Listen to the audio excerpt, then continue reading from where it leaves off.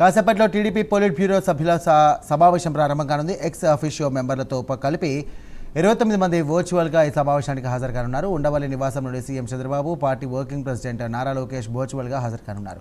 మహానాడు కోసం ప్రత్యేకంగా ఏర్పాటు చేసినటువంటి 1800 స్క్రీన్ల ఏర్పాటుపై ఈ సమావేశంలో చర్చించనున్నారు. మహానాడును వీక్షించే కార్యకర్తలకు ఎలాంటి అసౌకర్యం కలగకుండా తగిన వసతులు ఏర్పాట్లపై చర్చించనున్నారు. అలాగే మహానాడులో పెట్టబోయే 20 తీర్మానాలను కూడా పొలిట్ బ్యూరో సభ్యులు ఆమోదించనున్నారు.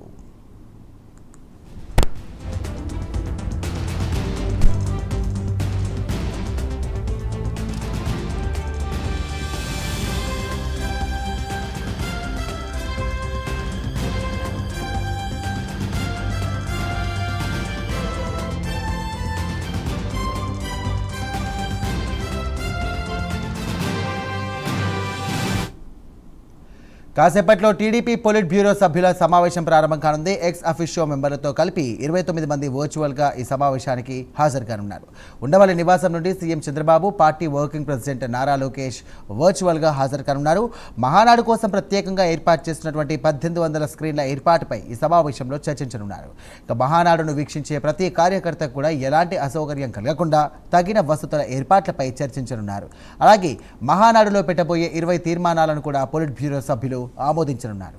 ఇదే అంశానికి సంబంధించి మరిన్ని డీటెయిల్స్ అందించడానికి ఫోన్ ద్వారా మా కరెస్పాండెంట్ రవికృష్ణ సిద్ధంగా ఉన్నారు. రవికృష్ణ, సాయిరామ్, ఏదైతే ఈ మహానాడు కార్యక్రమం అనేది మాత్రం టీడీపీ శ్రేణులకి ఒక పండగ లాంటిది. ప్రతి ఏడాది కూడా ఈ మహానాడు కార్యక్రమాన్ని దివంగత నేత ఎన్టీఆర్ జన్మదినం నాడు నిర్వహిస్తున్నటువంటి పరిస్థితి అయితే ఉంది. 3 రోజుల పాటు ఈ కార్యక్రమాన్ని నిర్వహిస్తారు. కానీ ఈసారి మాత్రం 2 రోజులు అది వర్చువల్ గానే నిర్వహించడానికి ప్రెజెంట్ అయితే ఏర్పాట్లు చేస్తున్న పరిస్థితి అయితే ఉంది.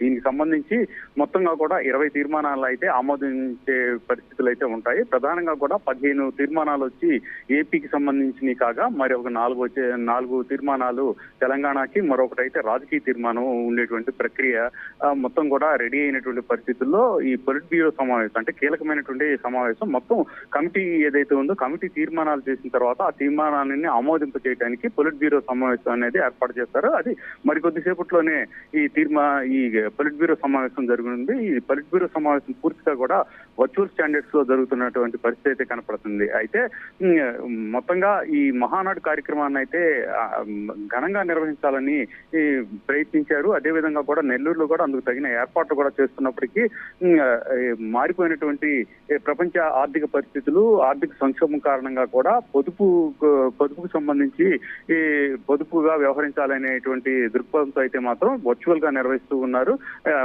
ఫిజికల్ గా ఈ కార్యక్రమం అయితే ఉండదు, ఓన్లీ వర్చువల్ గా జరుగుతున్నటువంటి కార్యక్రమం. దీనికి సంబంధించి మొత్తంగా కూడా ఈ పొలిట్ బ్యూరోకి సంబంధించి 19 మంది సభ్యులు అంటే 3 ఎక్స్ అఫీషియో సభ్యులు కూడా ఉన్నారు. భవిష్యత్తులో పార్టీని ఏ విధంగా మరింత బలోపేతం చేయాలి, యువతకు ఏ విధంగా ప్రాధాన్యత ఇవ్వాలి, అదే విధంగా కూడా ఏదైతే ప్రతిపక్షం చేస్తున్నటువంటి విమర్శలను ఏ విధంగా తిప్పికొట్టాలి, వాళ్ళు చేస్తున్నటువంటి దుర్మార్గాలు ఏంటి అనే దాని గురించి కూడా సుదీర్ఘంగా కూడా ఈ తీర్మానాలకు సంబంధించి తీర్మానాలు ప్రస్తావించినటువంటి పరిస్థితి ఉంది. ఈ పొలిట్ బ్యూరో సమావేశం అయితే మాత్రం ప్రెజెంట్ కొద్దిసేపట్లో ప్రారంభం అవుతున్నటువంటి ఈ నేపథ్యం ప్రెజెంట్ ఈ సమావేశం వర్చువల్ గా నిర్వహిస్తున్నారు. అయితే ఏదైతే 27, 28 తారీఖులో నిర్వహించేటువంటి మహానాడు కార్యక్రమం ఏదైతే ఉందో ఇది వర్చువల్ గా నిర్వహిస్తున్నప్పటికీ కూడా అక్కడ ఉన్నటువంటి టీడీపీ కార్యకర్తలు ఎవరికి కూడా ఎటువంటి అసౌకర్యం కలగకుండా కూడా 1800 LED స్క్రీన్లు ఏర్పాటు చేశారు. అందరికీ కూడా మహానాడుకి సంబంధించిన కార్యక్రమాలని కూడా వీక్షించే విధంగా కూడా ఏర్పాట్లు అయితే చేస్తున్నట్టు తెలియజేశారు. Right, thank you Ravikrishna.